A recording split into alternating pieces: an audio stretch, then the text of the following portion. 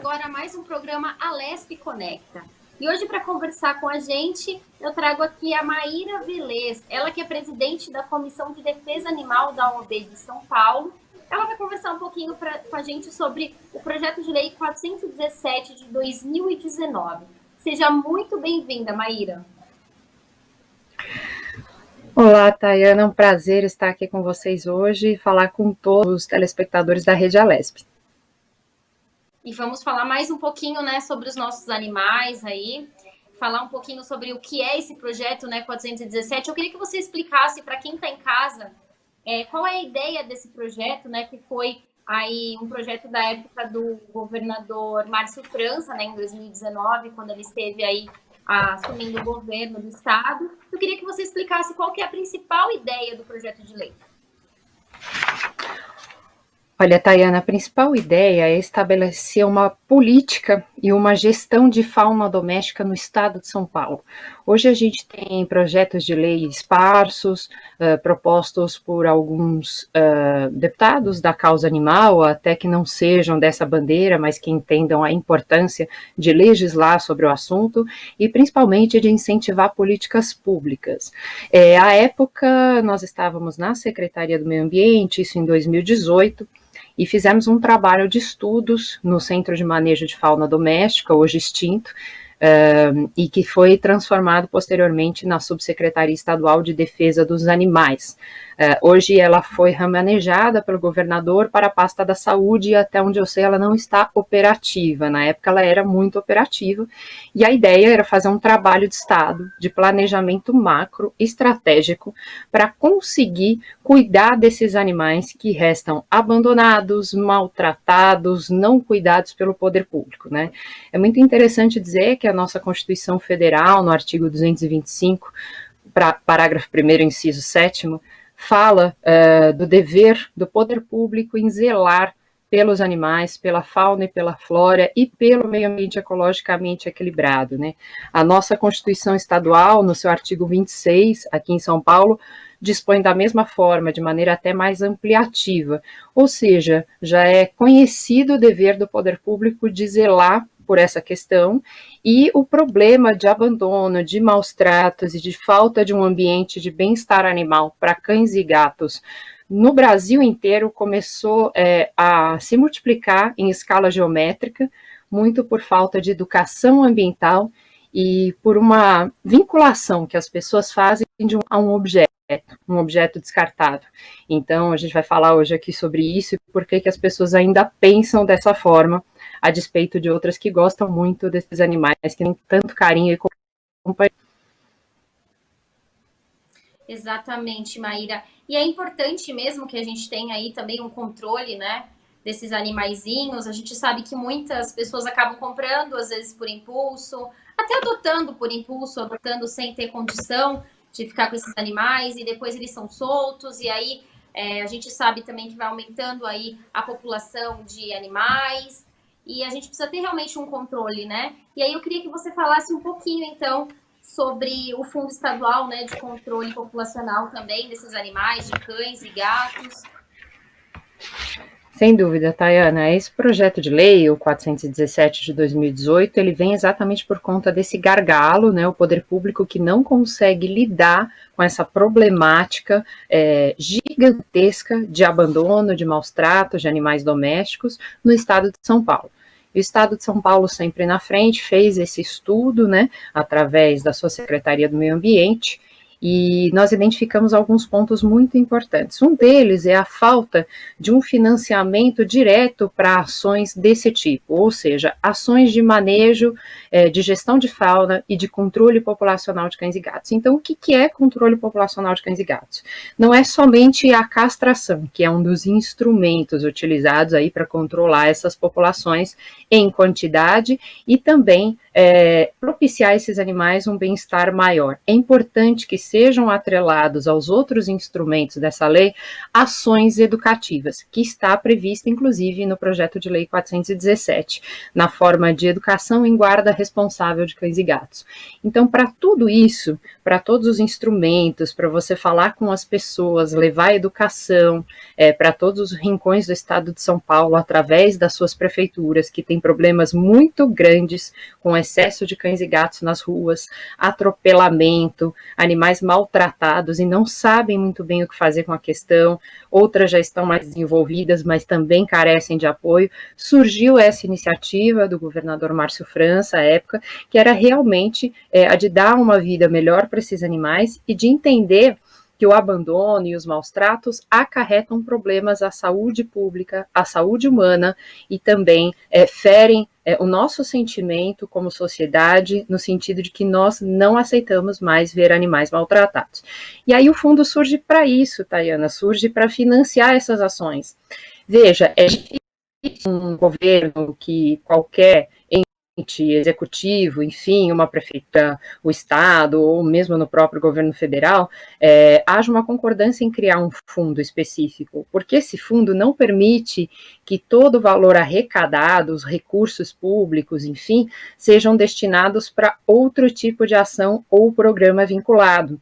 E, nesse caso, todo o valor arrecadado através de multas por sanções previstas nessa mesma lei, incluindo maus tratos, abuso, abandono, ele reverteria para ações em prol dos animais. Então, foi muito importante que foi na verdade, uma iniciativa do próprio executivo, porque o executivo não gosta muito desses fundos, porque ele não tem como transferir recursos dentro da lei orçamentária, enfim, e acaba ficando mais engessado. Mas existem ações e áreas no Brasil e no estado de São Paulo, como essa da defesa animal, que são tão carentes ainda de políticas públicas, que demandam criação de fundos. Então, é interessante porque já haveria a custeio das ações dessa lei, sem acarretar ônus para o Estado, ela viria das próprias multas aí, de sanções administrativas de maus tratos. E aí é importante dizer, Dayana, que o artigo 1º dessa lei, ele fala que as ações ou omissões que configurem maus tratos contra animais domésticos, na forma definida pela lei,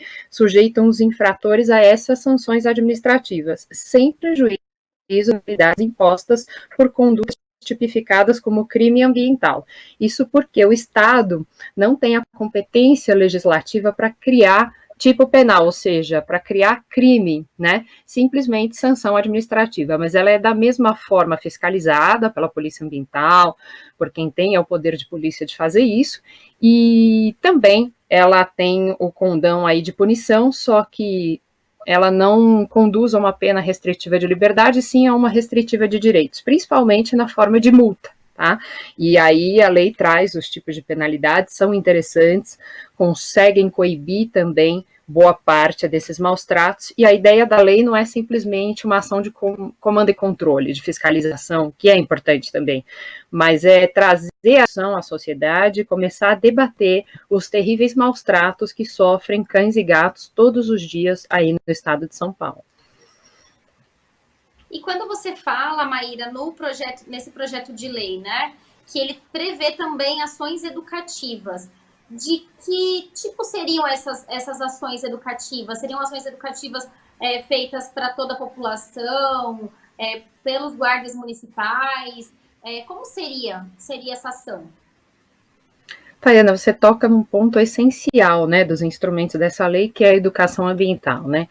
A gente tem uma facilidade, uma empatia do público infantil em relação a animais, tá? E de parte do público adulto. Só que as estratégias de ação e de educação são naturalmente diferentes.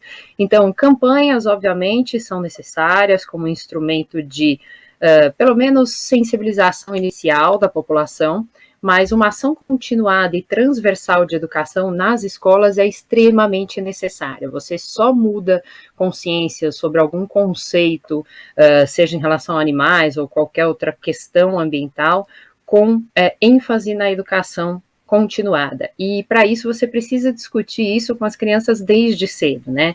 Então, por exemplo, a Ordem dos Advogados do Brasil, ela tem um programa através de uma comissão constituída chamada OAB Vai à Escola.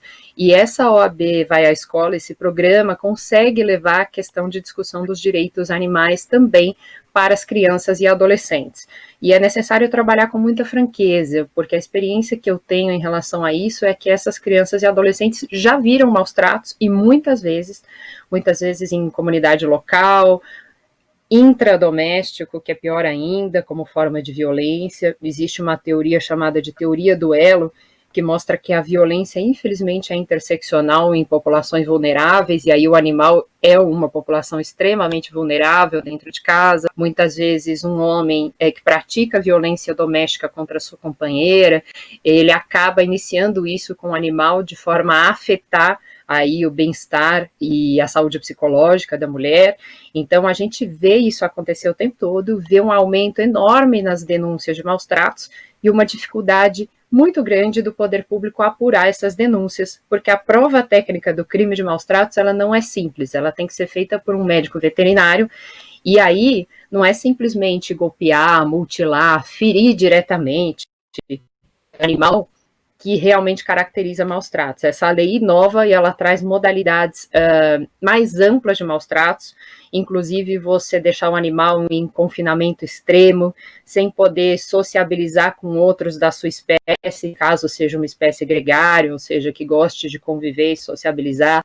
É possível também que haja maus tratos por omissão, por negligência, por exemplo, deixando de prestar socorro médico veterinário a um animal que precise dele, deixando de alimentá-lo da maneira correta, sem oferecer um abrigo correto e um espaço adequado para a espécie. Tudo isso configura maus tratos, e a gente vem com um rol muito amplo de condutas, porque infelizmente o ser humano se inova também na questão do crime, da infração ambiental, ele acaba tendo novas ideias e convivendo muito próximo ao seu animal de estimação ou até o animal de estimação do vizinho, um cão comunitário. Muitas pessoas que não tiveram acesso a uma educação formal, ou até que tiveram, mas não foram sensibilizadas para a importância do animal como indivíduo, acabam cometendo todo tipo de maus tratos, e isso é terrível. Essas denúncias não param de chegar. A gente precisa ter um instrumento de lei que realmente valide a nossa luta e as estratégias pensadas, baseadas em pesquisa científica, para diminuir essa população de animais abandonados e também para fazer com que cada um tenha a responsabilidade social de tratá-los de maneira adequada, de tratá-los bem. Ninguém precisa gostar de um animal, mas certamente ninguém pode maltratá-lo, e é isso que a gente quer passar, além de despertar a empatia, o que a gente consegue fazer com muitas crianças. Então é nesse sentido que a educação tem que ser trabalhada, e certamente uma secretaria maior ou a instrumentalização dessa lei depois de aprovada terá o condão de fornecer subsídios, inclusive para municípios, para prefeituras muito carentes em relação a essas ações de manejo, para que elas promovam ações locais de educação nas suas escolas, através da Secretaria de Educação Municipal. Tá certo. Então, essas ações educativas seriam realmente para fazer com que a população entenda que os animais são pessoas como nós, digamos assim, entender e tratar com o mesmo respeito, né? Que trata uma pessoa. Sem dúvida. E agora, você falou de uma outra coisa também que me chamou uma atenção, quando a gente fala em abandono de animais, é um problema de saúde pública. Do que exatamente você está falando? Olha, Tayana, temos vários problemas relacionados a um excesso de animais nas ruas, né? Em primeiro lugar, eles ficam muito vulneráveis a maus tratos, a atropelamento, eles não sobrevivem, e por um outro lado, eles também estão mais afeitos aí a patógenos, doenças, vírus, bactérias, protozoários, enfim, vários agentes aí microbianos que poderiam realmente prejudicar a saúde deles. E nesse sentido, é importante dizer que a Organização Mundial de Saúde e a OIE, que é a Organização Mundial de Saúde Animal, elas deixam bem claro que 60% das doenças que nós temos hoje no país e no mundo, elas têm origem animal, né? O caso da Covid-19, dessa coronavirose, também tem indicativos de ter sido originado em animal. Não se trata de uma zoonose, ela não passa de animal para humano de maneira simples. Nesse caso, foi necessário um cruzamento interespécies, é algo muito difícil de acontecer, num ambiente muito inadequado. Já se sabe que o vírus surgiu na China e provavelmente em mercados úmidos, como o de Wuhan, onde as espécies são extremamente maltratadas, onde as pessoas comem carne de animais silvestres, sem nenhum cuidado sanitário, sem nenhum controle sanitário. E isso nos chama atenção. Poxa, então muitas doenças surgem a partir de algum contato ou do manejo inadequado de animais. Isso é tão conhecido aqui pelo nosso setor de pecuária, pelo agronegócio, que eles já sabem exatamente o que eles têm que administrar para continuar exportando animais. Houve agora uma notificação de um provável caso de contaminação de asa de frango que foi exportado, já morto, já abatido do Brasil para a China por Covid-19, né? Então fica claro que tanto no animal vivo quanto no animal morto existe uma grande possibilidade de transmissão de doenças e para isso é necessário um estrito controle sanitário, que não existe hoje em relação a cães e gatos. Até a campanha da raiva, ela não se deu mais após 2014, por aí, 2014 ou 2016, não me recordo a data exata, mas onde ocorreu um problema sério com a vacina da raiva. Encomendaram um lote, né, o Ministério aí da Saúde do governo federal, que é responsável por adquirir esse lote e distribuir por todo o Brasil, e esse lote veio com problemas, muitos animais acabaram morrendo, isso foi sanado, não tem mais perigo disso acontecer da maneira que foi, houve um problema na fórmula dessa vacina, hoje em dia se tem ainda mais cuidado em relação a isso, mas qual é o problema atual, Tayana? O governo federal parou de encomendar essas vacinas e só está mandando um lote assim de número extremamente reduzido para os locais onde há notificação de casos de raiva, por exemplo, em morcegos, enfim. E aí, isso é muito complicado, porque a raiva, ela foi controlada no Brasil, ela não foi extinta exatamente por uma campanha massiva. Isso é um olhar que a gente tem de saúde única. 75% dos animais também podem ter algum tipo de doença transmitida para humanos e vice-versa, ou seja, nós também contaminamos esses animais. Em relação ao índice de 60% que eu passei a vocês, ele é relativo às zoonoses, né? E 75% são doenças que têm alguma origem em animais. A própria AIDS foi assim, né? Chegou-se à conclusão através de pesquisa que em algum momento ela teve origem em primatas e depois, por um cruzamento interespécies, ela chegou até o ser humano. Isso tudo também é resultado de desequilíbrio ecológico, de menos áreas de mata, de uma proximidade inadequada de animais silvestres com pessoas humanas. Então, esses animais vêm sendo trazidos para nós através de desmatamento, queimadas, circos, alguns zoológicos, algumas criações particulares, em contato muito próximo com a população humana, principalmente nos grandes centros urbanos. Para quem não sabe, o estado de São Paulo é o maior detentor de fauna silvestre em cativeiro aí do Brasil, né? Eles acabam usando a pouca estrutura que a gente tem para mandar esses animais para cá. Hoje em dia também se fala muito em santuários de animais, né? Então, os protetores de animais querem transferir animais em condições de maus tratos para outros lugares, outros recintos mais adequados, geralmente ao transporte, quando há uma autorização judicial ou do órgão ambiental dessas espécies, entre os estados. Tudo isso, sim, oferece um risco, como também o ser humano oferece risco de transmissão de doenças o tempo todo, a gente está vendo aí pela Covid-19, mas é importante que se evite a disseminação dessas doenças fazendo um controle sanitário adequado, observando as regras aí do Ministério da Saúde e principalmente fazendo campanhas como a da raiva, de controle em massa de doenças que são muito perigosas. E quando você faz o controle das populações de cães e gatos no estado de São Paulo, você propicia uma severa redução da transmissão de doenças, né? Lembrando que a raiva é uma zoonose muito séria, quando ela passa para humanos, o índice de letalidade é enorme, é maior que 90%. Hoje em dia existem alguns casos muito raros de pessoas que são salvas da raiva, mas elas ficam em condição vegetativa, com problemas neurológicos profundos, enfim. então a gente não tem avanço. A única possibilidade de controle da raiva é a vacina, e nós precisamos insistir na importância das vacinas no Brasil. E a importância de vacinar, né, o animal. Aí você que tem animal em casa, animal doméstico, é importante que você fique de olho na carteirinha de vacinação do seu animal também, assim como a gente fica dos nossos filhos, né, e na nossa própria carteirinha realmente. Agora, você também tocou nesse assunto do próprio coronavírus. Eu acho até importante a gente relembrar, a gente até chegou a fazer um programa que você participou, inclusive, a gente falou sobre abandono de animais e maus tratos, porque as pessoas às vezes confundem muito. Os animais, eles pode começar um vírus através do animal, mas é bom a gente frisar novamente que não passa de animal para humano e que ainda estão sendo feitos estudos. Então, é bom, acho que a gente deixar novamente esse recado também nesse programa, Maíra. Tayana, extremamente relevante a sua colocação. Covid-19 não passa de animais para humanos, muito menos em relação a animais domésticos. Vejam que agora no Brasil começa uma pesquisa sobre um soro para controle e neutralização do vírus, até que saia a vacina, testado e feito o quê? Em cavalos. Fica muito claro a não possibilidade de transmissão, né, de animais domésticos para o ser humano.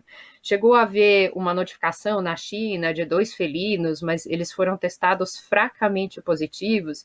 E isso quer dizer o quê? Que eles tinham, de alguma maneira, eles carregavam o vírus sem transmitir. Isso quer dizer que provavelmente eles estavam em contato muito próximo de algum tutor deles, ou em apartamento, ou na casa.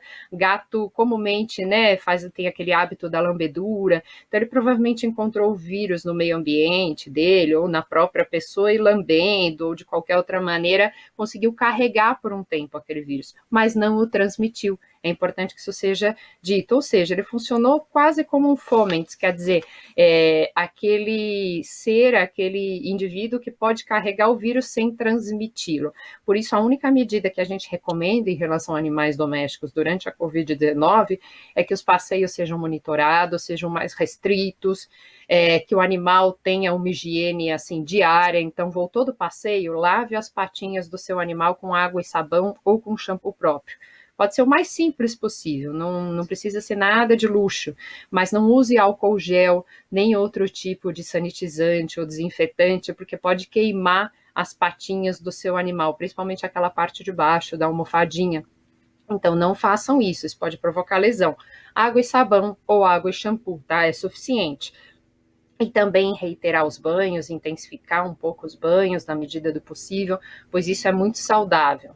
Então, os animais não transmitem Covid-19, né? E, no entanto, a gente continua procurando um olhar e uma visão de saúde única. Acho que o instrumento dessa lei, tem vários instrumentos interessantes nessa lei, principalmente o Infocad, que é um software responsável por registrar, identificar e monitorar de maneira geral, a população de cães e gatos através de microchipagem, Tayana. Então, isso é inspirado no modelo aí da cidade de São Paulo, foi inspirado também no software da Prodan, usado pelo Centro de Controle de Zoonose do município de São Paulo, com alterações, com ampliações, para que sirva de modelo para todos os municípios no estado. Então, esse software está pronto, o governador, se quiser, o governador João Dória pode utilizar esse software, ele está ali na Prodesp, né? A Comissão de Defesa Animal da OAB de São Paulo está à disposição para ajudar, inclusive porque trabalhei nesse projeto, a identificar o que for necessário em relação a isso. Temos técnicos aí capacitados no estado para continuar aplicando e orientando os municípios a usar. Basicamente é um RGA animal, um documento de identidade que você faz com um número expedido para cada animal microchipado, cada cão e cada gato. O microchip não faz mal, é uma forma segura de você identificar esse animal, caso ele fuja, caso ele seja furtado, roubado. Isso acontece muito hoje, Tayana, infelizmente. Caso haja um problema com o seu animal, caso ele precise de um atendimento médico veterinário, a melhor forma de identificar é sempre o microchip. Então isso é bom para o tutor, é bom para os criadores também, né, que cada animal seja microchipado. Os criadores sérios só vendem animais microchipados. E também para os animais adotados, porque eles são realmente boa parte desses animais que vêm até nós, para que a gente possa monitorar tudo. A questão da saúde deles, a questão da saúde única, como nós colocamos hoje, a questão dos maus tratos, do abandono e do atropelamento. Então, o microchip nos ajuda, a um custo muito baixo, a acessar essa população de animais e ter uma política de manejo efetiva para o bem-estar de todos eles. E, Maíra, explica melhor, assim, para quem está em casa, como funcionaria o CAD? Você que adquirir um animal, você teria que procurar uma secretaria, qual seria o caminho, né? E no que exatamente ele pode ajudar até essa pessoa que está adquirindo também aí um animalzinho, adotando um animalzinho, no que isso poderia ajudar ela também?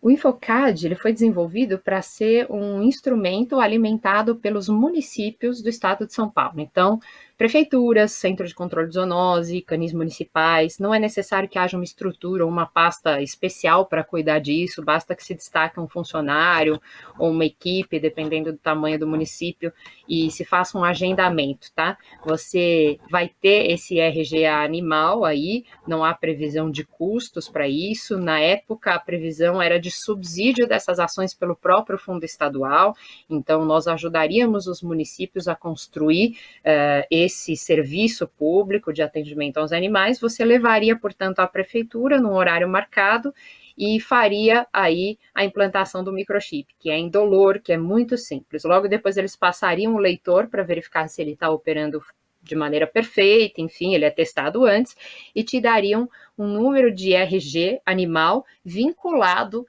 a esse número do microchip. E lá estarão as informações básicas dele, tutor, quem é o responsável legal, possivelmente idade, sexo, porte e espécie desses animais. Com o tempo, também seriam feitos convênios com clínicas veterinárias dos municípios, e você, que, por exemplo, é atendido numa clínica veterinária da sua confiança, poderia levar o seu animal até essa clínica e lá mesmo ele teria o microchip implantado. Isso é muito bacana também para municípios menores que não tenham uma grande estrutura estatal para esse atendimento, basta fazer o convênio.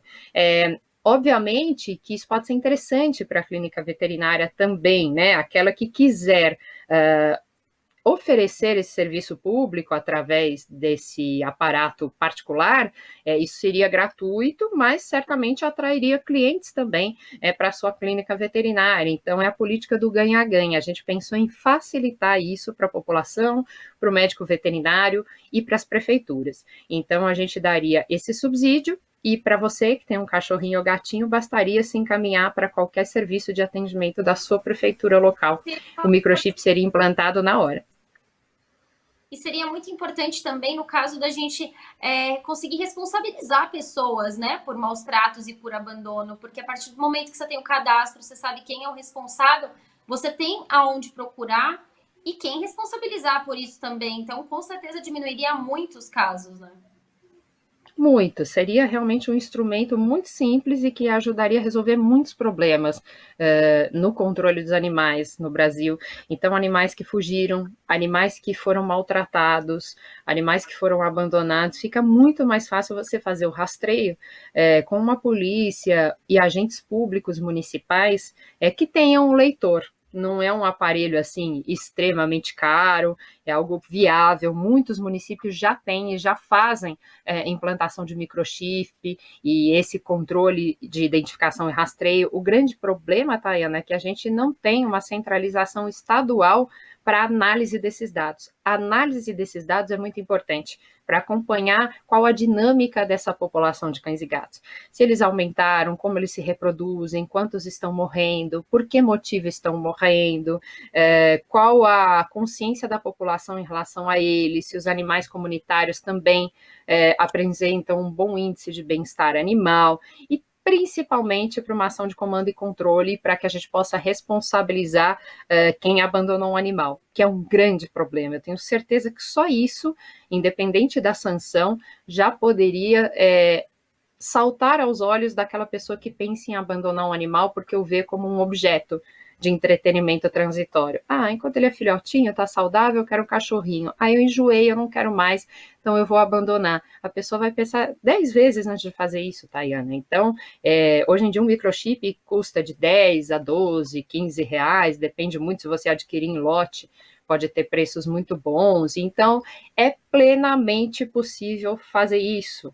Você tem um banco aí de compras do Estado, onde também você já tem a figura do microchip, do transponder, é possível fazer por meio de licitação, por compra direta, enfim, dependendo do valor que é feito por cada prefeitura também, mas a ideia é realmente instrumentalizar uma estrutura maior de apoio aos municípios e a cada cidadão que tem o seu cão, exerce essa responsabilidade com muito zelo e com muita consciência. Então, independente, né, da sanção aí ou não desse projeto de lei, a gente sabe o Infocad já é um instrumento que já pode ser usado, independente, porque ele já está pronto, é isso, né?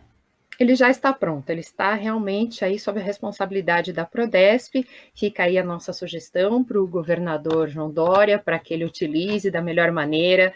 Eu tenho certeza que ele é uma pessoa muito ligada à questão animalista, enfim, entende a importância e o gargalo social que isso representa, então basta fazer uso disso. É comum quando há troca de gestão que não se saiba todo o trabalho que foi desenvolvido, enfim, nesse momento a gente tem a oportunidade aí de publicizar esse trabalho que acabou não sendo implementado na sua fase final, mas que pode ser utilizado a qualquer momento aí pelo Estado de São Paulo, que mais uma vez sai na frente aí na defesa dos animais domésticos, e que isso sirva de exemplo também para a Coordenadoria de Defesa Animal que surge agora na pasta do Meio Ambiente, no governo federal, e possa beneficiar outros animais. O que a gente quer, Tayana, é que esses animais sofram menos, que exista menos transmissão de doenças, que as crianças desde cedo sejam conscientizadas de que o animal não é um mero objeto descartável, e naturalmente uma população de cães e gatos controlada, ela tem um efeito positivo também em relação à fauna silvestre. A gente tem fauna silvestre em todos os rincões do estado, inclusive perto das populações urbanas, em parques, em pequenas áreas de mata. Esses cães e gatos, que são geralmente semi-domiciliados ou ficam nas ruas, eles saem muitas vezes para caçar em bando em área de mata. E eles acabam predando animais silvestres que têm hoje em dia grandes listas de animais em extinção. Então a gente precisa protegê-los também. E cão e gato, a gente costuma falar que tem um índice trófico avançado, ou seja, eles são topo de cadeia em relação à caça, né? Eles sabem caçar outros animais, se eles forem domiciliados, eles têm esse instinto, e a gente, com a nossa inteligência humana, precisa fazer por onde para controlar isso e preservar o nosso meio ambiente ecologicamente equilibrado.